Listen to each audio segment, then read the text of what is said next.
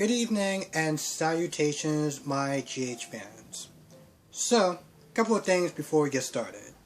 First of all, wow. When I took a look at the numbers of how many people watch my GH review yesterday, I was surprised. I'm still surprised. And here's the thing, when it comes towards my views on GH and Days has always been higher. Like Days of Our Lives, my reviews on that has always been higher. And every once in a while GH numbers would be higher, but for the most part it was Days. And when I say that the numbers are higher for GH, it was like really high. And then I started sitting there thinking a little bit. I was looking at all those numbers or whatever, and I was like, so, did Brock TV not do review yesterday, or like, was he having an off day? Like, what is those numbers? I don't recognize them. But with that being said, thank you. I noticed I also have a couple new subscribers. So if you're here to watch the GH reviews, I want to thank you as well. So yeah, let's get into it. Wow. Well, let's start with, Sam. And this kind of goes into yesterday. And this is a point that, one second. So this is a point that J. Carly 98 J. Sam said, and probably a lot of other people. So yesterday when Sam was going in on Jason and she was all like, oh, well, Morgan died because of this life. First of all, let's get something very clear. Morgan didn't die as a result of straight up mob violence. Morgan died because, one, he was off his medication, and two, he jumped in Julian's car. That Olivia, the other Olivia, blew up. So that really didn't have anything to do so much with the mob life. Now, if she had said, oh, well, Michael got shot and lost a lot of years of his life because of the danger that Sonny and this whole mob business brings, then I would have been like, yeah, she's actually right about that. But I really don't understand why she brought up Morgan's death. I feel like sometimes with some of these shows, and not just G, sometimes they have to do stuff to further the plot. And they'll do things that really don't make a lot of sense, but they'll just push it through as though people are either really stupid or they're just hoping that people are just going to see past it. And, no, we're not going to see past that. That literally made no sense to sit there and bring up Morgan's name. But, Sam has been on a trajectory of a just downhill character for, a while now. And going into this episode, she is, first of all, Alexis come to the door. And Sam is just like, she didn't even want to sit there and talk to her. She was like, yo, I think we said all we need to say. But Alexis practically begs to come in there. And she talks about Jason. She's like, listen, I'm sorry about, how I've been with you with Jason and yada, yada, yada. And Sam just gives the most bitchiest attitude. And I was like, wow. Like, really? That was just uncalled for. But that's been kind of my issue with Sam sometimes. It's just that whole attitude that she'll just get, she'll just give to people, and you're just like, I guess people are just expected to take it for some odd reason, like when she was with Brando and just other times. This girl works my nerves sometimes, to say the least. But then she apologizes for that, and get right back into Alexis, trying to sit, try to come up with some BS compromise of, you can live your life, I can live my life, I could just drink and not in front of the kids and you. And at this point, Sam, she's just not with it. She's not with it. And so she literally starts to tell her off. She's like, yo, I'm not doing this again with you. I'm not going to pacify your bad behavior. I'm done. And at this point, Liz comes over. And Sam practically kicks her out the door. And Sam and Liz talk for a little bit, and they're talking about Jake and missing Jason because, or having Jason around because of Franco and stuff. And surprisingly, Sam is really sympathetic to, and I get that she's trying to be sympathetic for Liz's sake, but every time the name Franco has come up, her stomach is always practically turned. She's always just had this attitude towards him, and she was like, oh, I'm sorry that you're going through that. It must be rough and stuff like that. I was like, really? When did this sudden change of being sympathetic towards Franco has when did that happen? My goodness. Sometimes the inconsistencies of this show just astonish me. And it astonished me in a way where it's like, I feel like sometimes they just kind of, not intentionally, but they kind of play people as fools, and they make it seem as though people don't notice.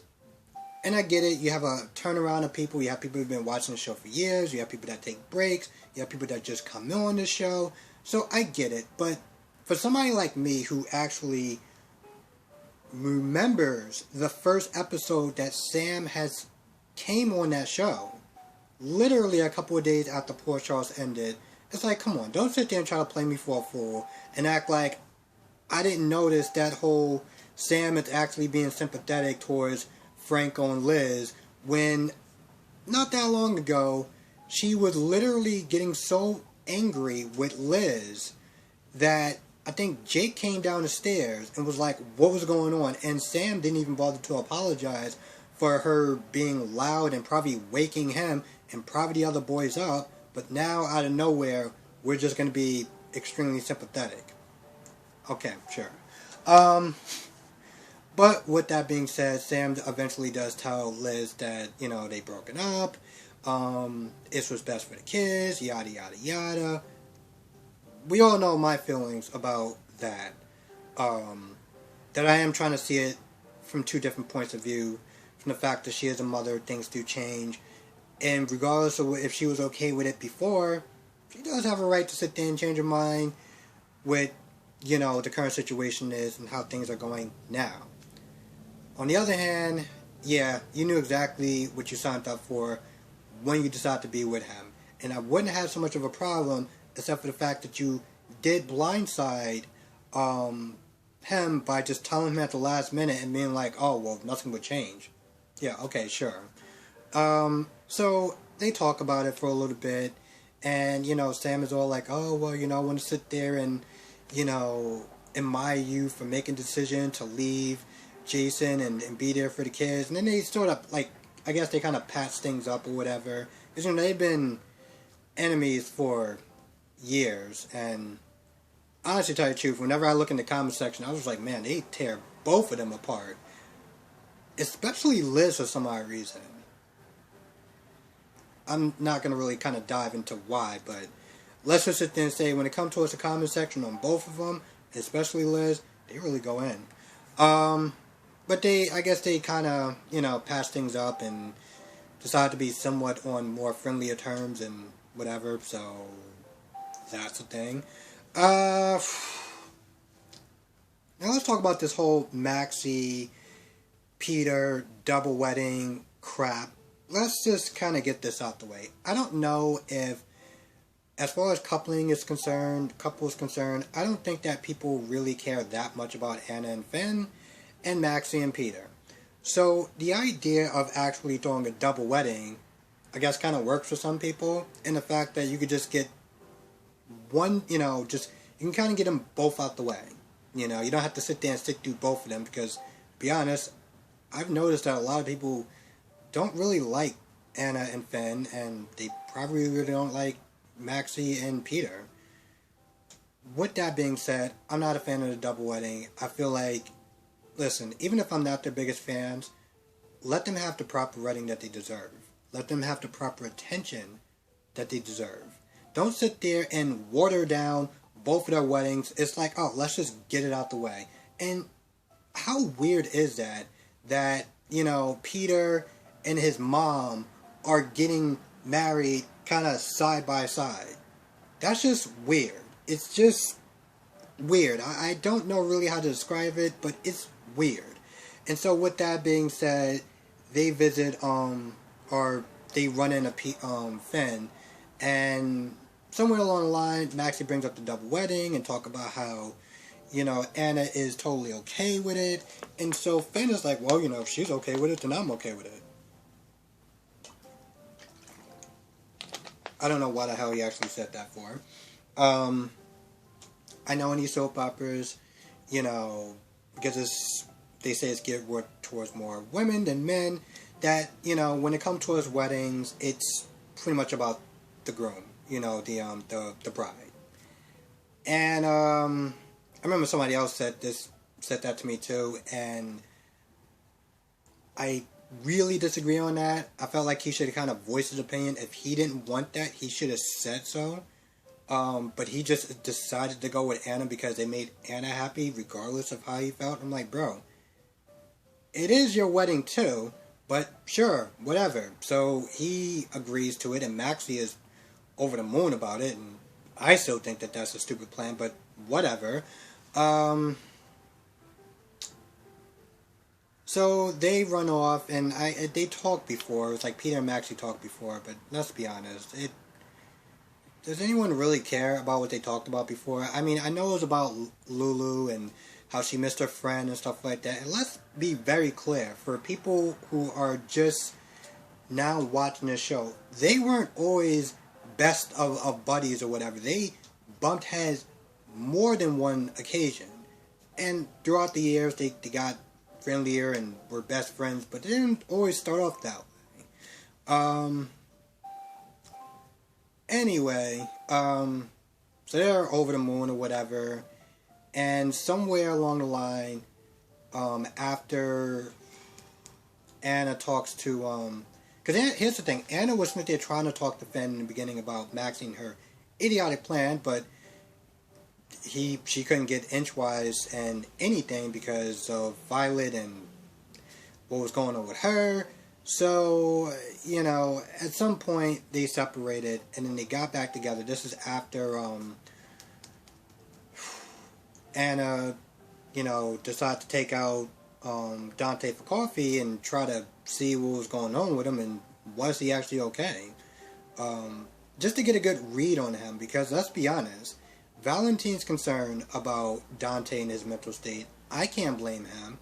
And, he's going to be working with Peter. I think you would kind of want to make sure that he's on the up and up. Because, he did actually shoot your son. So you might want to kind of, check on that. So she starts probing. Dante gets really defensive. And he's kind of like scoffing off her, why is this a thing? He's scoffing off her questions and stuff like that, like how was your time in Geneva, what happened, how was your treatment, yada yada yada. And Dante just flats out like, yo, listen, what I did in Geneva, my treatment is my business, it's not yours, and I'm not telling anyone about that. I was messed up, yada yada yada. So they kind of go through, it feels more of a subtle interrogation, if I would have to sit there and describe it. But, anyway, I don't know how much she got out of her conversation with Dante, but towards the end, she even tried to give him comfort by putting his hand putting her hand on his arm, and he just kind of pulled it away. So I'm gonna take it as she didn't get a good read off of him, and I'm hoping that she has enough sense to realize that he's a lot more. He's not all there.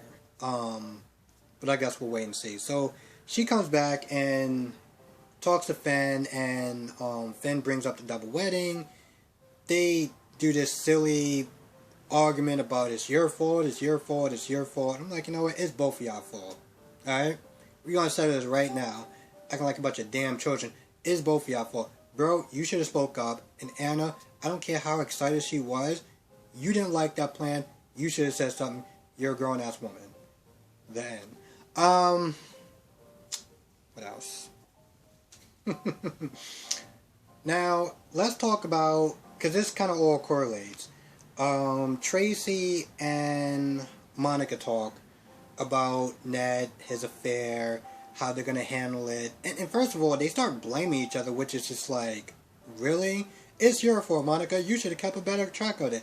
Oh, it's your fault. It's your son. So they go back in a silly, dumb, nonsense argument.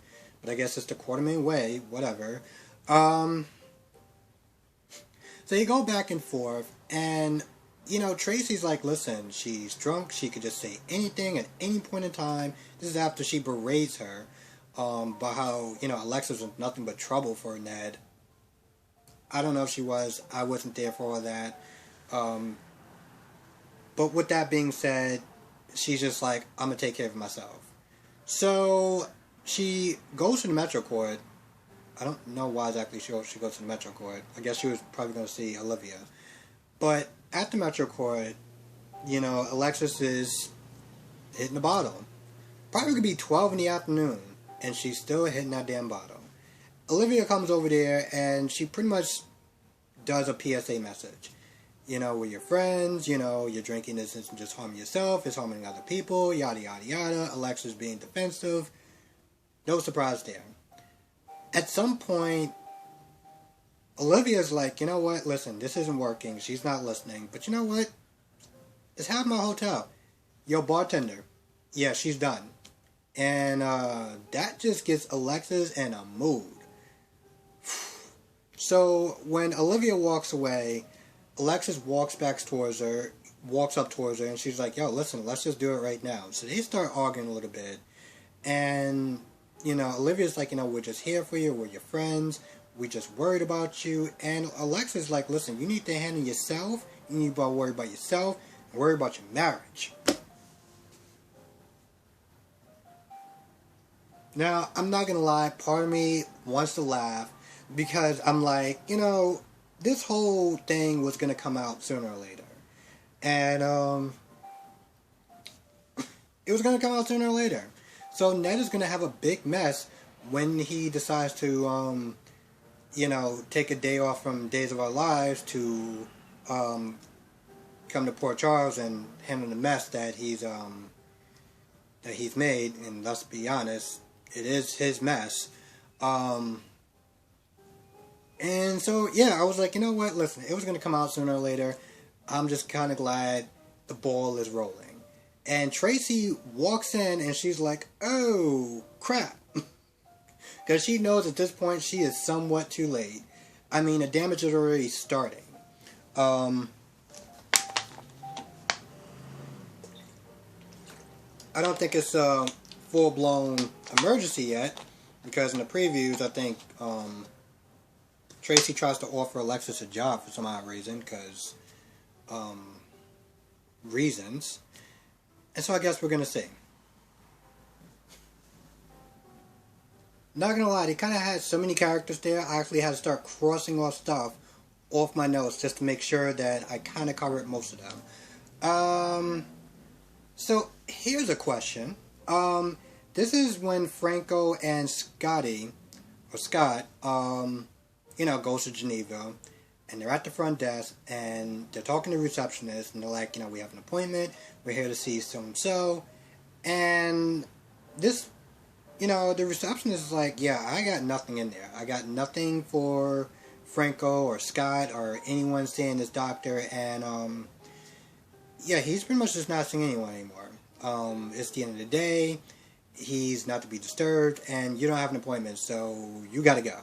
I'm sitting there thinking, Kevin, I don't understand why the hell did you send this man, and his dad probably, you send this man halfway across the planet to go see a doctor, and you didn't even schedule an appointment with him, you didn't give him a referral, nothing. You just sent him there Like, nothing. How does that work?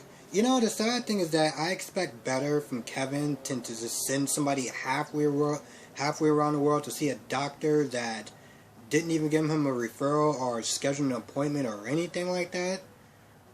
I expect better, but you know, the writers of GH is just well, you know, I'm just not going to get into it, but I think we all know what I'm thinking of the writers of GH at this point. So, with that being said, at some point earlier, the new doctor apparently, is talking to Liesl. Liesl is just pretty much stringing this guy along to get her, you know, take care of her business. And at some point, the doctor Smith, they're talking to Dante, and he's like, he's trying to push him to like get this whole Peter thing done, and he does his click of the pen over the phone, and that works. And then he hangs up the phone. You know, Dante's all like to complete the mission, yada yada yada. And Liesl's like, you know, you should go to the Port Charles to just reassure him, you know, so that way I don't have to sit there and keep trying to string you along more than I really want to. That's pretty much what Liesl Smith is saying. And so they're talking, and at some point,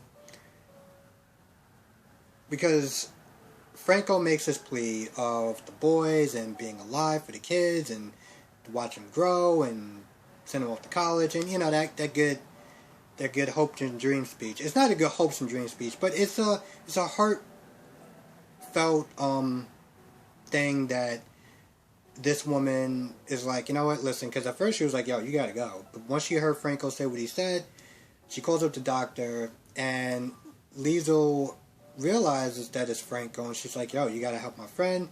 He didn't just come here for no reason. See what he wants, and, you know, I'll be hiding somewhere else. And also, I don't have to sit there and be close to you. I don't know what it is about this doctor that she doesn't like. I don't know if it's an older thing. I don't know. But for whatever reason, she is using this guy. And, you know, the sad thing is that this doctor clearly is a very smart person. But, you know, the smartest people can do the dumbest things. And it's amazing as how smart he is. He doesn't realize that he is getting played like a damn fiddle.